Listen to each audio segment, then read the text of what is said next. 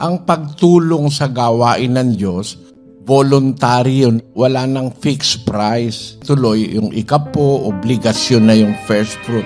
Sa panahon ni Kristo, ang sabi sa 2 Korinto 9:7, magbigay ang bawat isa ayon sa ipinasya ng kanyang puso, huwag mabigat sa loob o dahil sa pinipilit, sapagkat iniibig ng Diyos ang nagbibigay na masaya. lahat ng Kristiyano nung unang siglo, hindi napilit, nagbibigay silang kusa. Pagkat ayon sa kanilang kaya ay nagpapatotoo ako, at higit pa sa kanilang kaya ay nagsiabuloy sila sa sariling kalooban. Sariling kalooban, hindi dictated.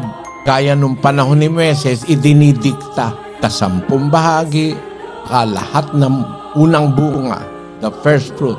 Batas yan sa panahon ni Moises. Ngayon, wala na tayo sa batas ni Moises, nasa batas na tayo ni Kristo.